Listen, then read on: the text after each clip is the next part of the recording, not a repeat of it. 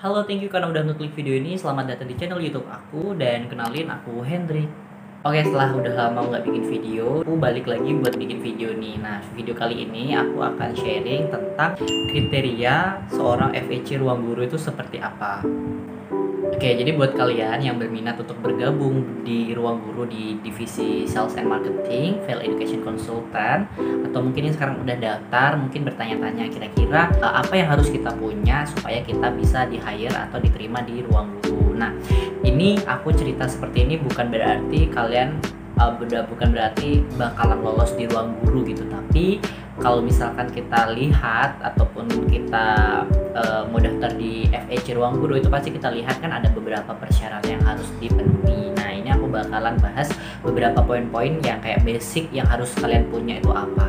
Oke, yang pertama adalah yang paling penting itu menurut aku adalah public speaking atau communication atau skill komunikasi kalian kayak gitu. Jadi karena FEC ini bekerjanya berhubungan langsung dengan siswa ataupun dengan user lah ya, baik itu siswa, orang tua siswa, kemudian mungkin juga dari pihak sekolah-sekolah, kemudian juga dari manapun itu, pengguna lama, pengguna baru ruang guru, itu kita perlu yang namanya public speaking.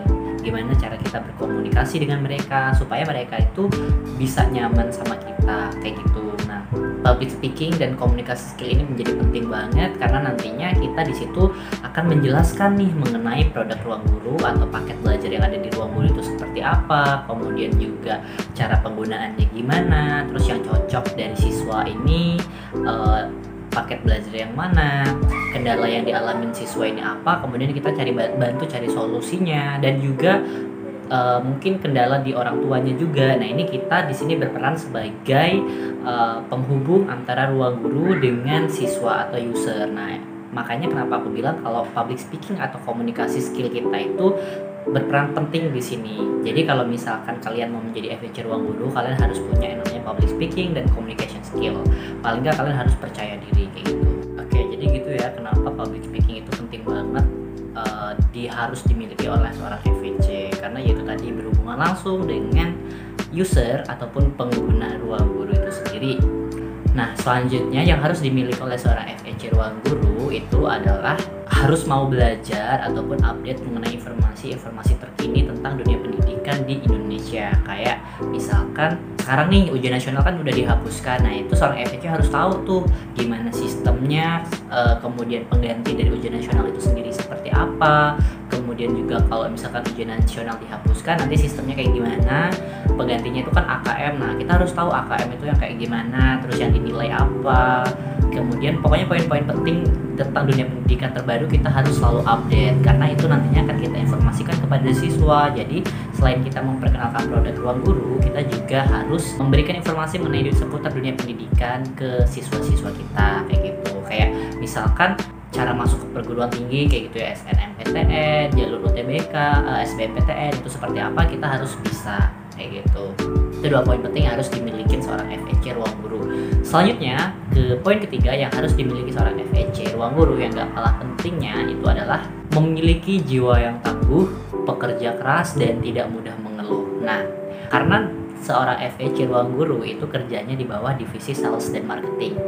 Oke, sampai sini pasti kalian tahu lah ya kalau bidang sales dan marketing kerjanya seperti apa, ngapain aja, terus juga pasti ada target. Itu kalian pasti harusnya udah familiar banget kayak gitu. Nah, itu kenapa aku bilang kalau menjadi seorang FEC kita harus tangguh, nggak mudah baper, terus juga kita harus siap mental intinya kayak gitu. Karena nanti kita bakalan dihadapkan sama yang namanya target. Kadang nih kita tuh bukan hanya karena target, tapi karena misal nih kayak kita kan berkomunikasi langsung sama siswa. Nah, kadang malam tuh siswa juga udah masih aja nanya atau ngechat. Nah, itu kita harus tetap jawab meskipun itu di jam istirahat kita, karena supaya siswanya itu juga nyaman sama kita kayak gitu. Jadi ya benar-benar harus siap kayak gitu lah ya dengan keadaan-keadaan yang nantinya akan terjadi kayak gitu ya. Target pun juga kayak gitu. Kemudian juga gimana supaya siswa itu bisa nyaman sama kita, how to persuade other people, kayak gimana cara kita supaya meyakinkan siswa itu loh kayak gitu sama kita kayak gitu. Jadi emang benar-benar harus dibutuhkan mental yang kuat di sini. Nah, itu adalah poin-poin penting yang harus seorang FEC ruang guru itu miliki. Nah, kalau kalian rasa kalian mampu dan kalian mau coba, boleh banget buat daftar menjadi FEC ruang guru, karena sekarang pun masih bukaan untuk loker atau lowongan kerja menjadi FEC ruang guru gitu ya. Kalian bisa cek aja nanti di website ruang guru kayak gitu. Dan ya sebenarnya ada banyak banget yang harus kita miliki, tapi 3 itu adalah poin penting yang aku rasa itu harus kalian punya. Basic ya, basic itu harus kalian punya di diri kalian untuk selanjutnya mudah ngejalaninnya kayak gitu. Oke, mungkin itu aja video singkat dari aku ya tentang bahasan kali ini. Semoga bisa bermanfaat buat kalian semua. Buat yang mau daftar ruang guru, aku doakan semoga lancar, semoga bisa diterima, dan juga buat yang penasaran semoga menjawab pertanyaan kalian. See you, thank you for watching this video. Don't forget to like, comment, and subscribe, and see you on the next video.